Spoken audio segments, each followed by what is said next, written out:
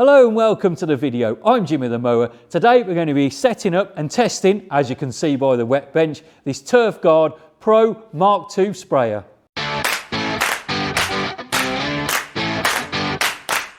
So the Turfguard Mark II pedestrian sprayer comes in a huge box like this. So we better crack it open, see what bits we've got, and then we can assemble it. Well then, we've unpacked the box, and as you can see, we've got it all here. Thought I'd put it on the bench so it's a little bit easier for you to see what I'm doing. Let's have a quick run through the stuff. There's some nozzles already in there, but they send you a spare set of nozzles as well, spraying nozzles. I'm not 100% sure what ratio or what rate they are, but I can check that out later. We've got a charger there for the battery, which operates the pump. So that's all in there, just plug that in. Basically a transformer in there and it charges it at 12 volts. That's pretty self-explanatory. And then we've got here a certificate. It's just a quality checklist that everything's been looked at and made sure it's all good. And we've got a warranty card. So if you just fill in all your details on the warranty card, you've got a 12-month warranty and they'll honour any problems with it. Right, we'll have to start looking at putting this together. It comes all attached, so everything, all the pipe work and everything's all attached. You haven't really got to mess around with that.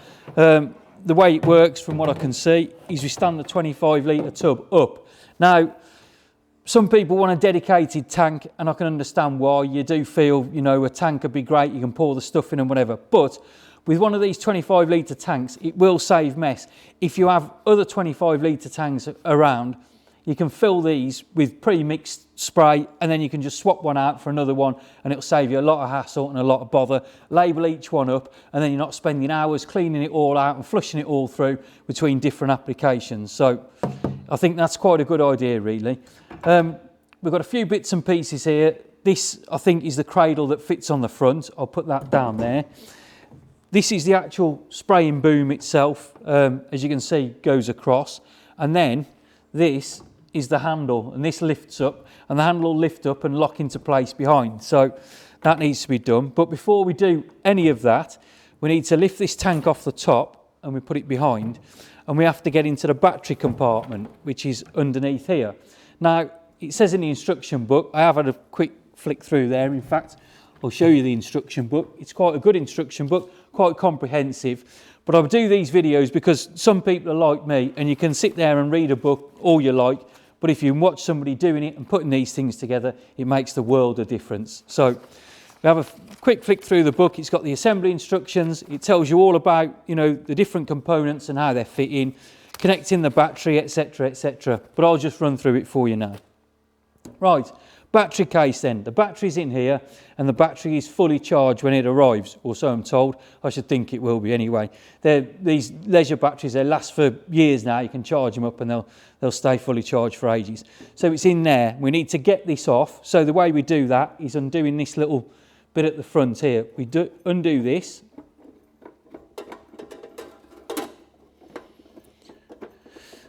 Quite a long thread on here by the looks of it. That's that off. This little bit drops away. I'll explain what that's for after. And then we just lift that top off. So with the top off, we've got the battery in here. And now all we have to do, we've got one terminal of the battery connected already. We just need to connect the other one. I'll just lift that up a little bit so you can see properly, I think, if I can, up in there. And this is the battery lying down, a Lucas battery, and we just need to connect the one terminal. It's screwed on, they're crimped fittings, so basically we just got to slide one on, that's all we've got to do. Just make sure that the switch at the front is on off, that's on off. So, and then we can put that on there, and that's that done. I'll get a close-up photograph of that so you can see over the top, because it's very difficult to film from that angle. But you can see we just put the two wires on, one's already connected, we put the other wire on, and that's that done. Right, I'll now start assembling the rest of the framework. Okay, so now the battery's connected, we can put this cover back on. We put that on there, and we'll put this back on and this back on. Now, just got to find where the hole is in the front. We put this through here.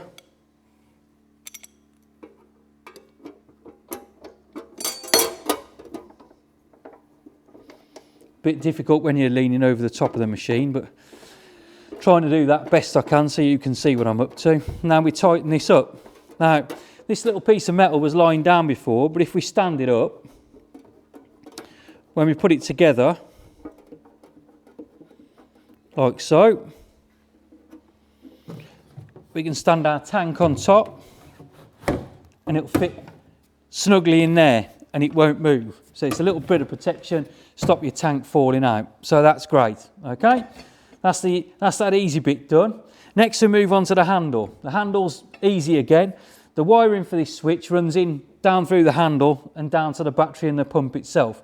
And the handle just literally folds up to here, and then we lock it in place with these two little pins either side. All right, just a little windy wheel in there, and that's how that fits. And we'll put the one in on the other side. Just make sure that our cables and our pipe work is out the way. So that's gripped on, that's the handle up, that's that bit done. Now, we've got to put the front in. Now, this is the front frame. They go in a little bit there, and the way they fit is basically into here. They just slide in. So we'll put the front frame in, like so. That's pointing up towards you. And we've got some little clips on here. And these little clips, just literally, with a thumb screw, go in. And they go through the pre-drilled hole in the top of the frame, and they just grip this so it doesn't move. That's it. And if you need to take it down, see, with this sprayer, a lot of people will be buying these. They can keep them in the shed, in a workshop, wherever they are, and they'll just be permanently set up and they can wheel them around whenever they want. However, we're contractors and we're moving from site to site, and we might not use it every month of the year, and when we're not using it, we can take it all apart, fold it all down. It's nice and compact. We can lift it up, put it into a trailer, a truck, toolbox, big tool container, whatever we've got, and away it goes, no bother. Now, here's the important bit. Here's the spray boom.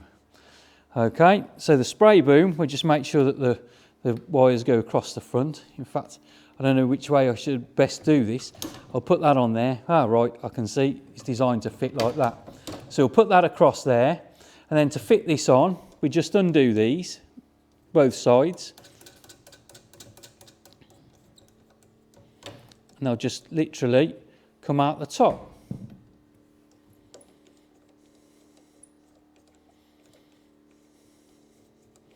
There's a long thread on there. And that pops out. That's that. Simple as that. I'll put the other one on this side, take this one off.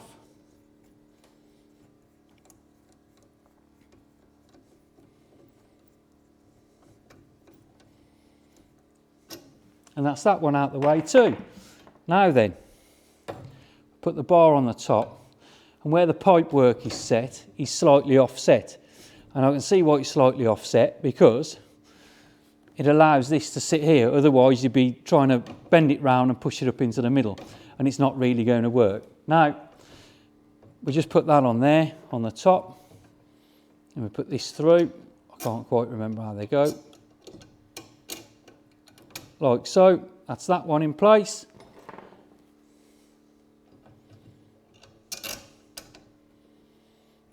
And that one in place.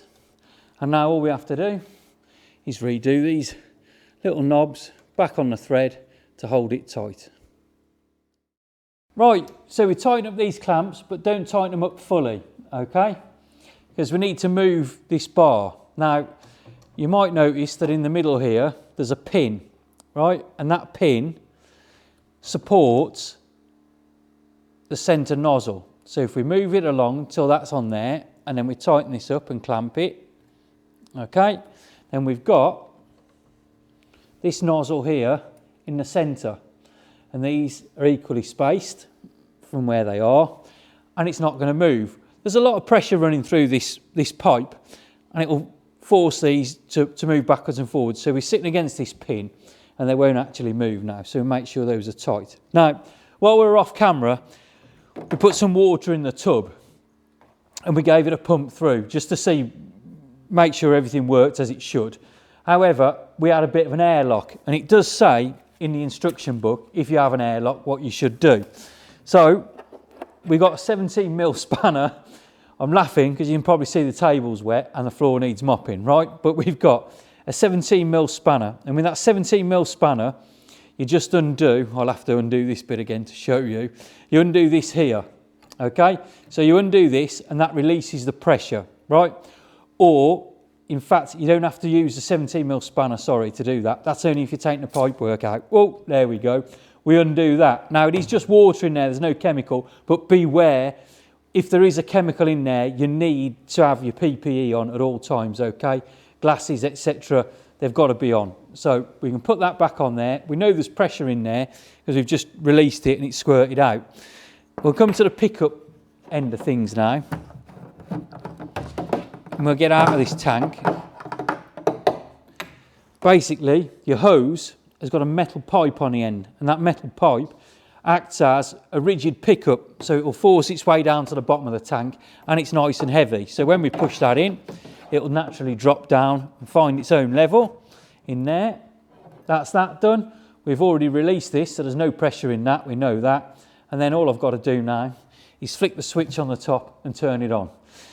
I've already done that and the floor's soaking, so guess what? Here goes nothing, and I'll do it again. Right, there might be a bit of splutter because we've created a bit of air in there, but we should get some spray coming out of these nozzles.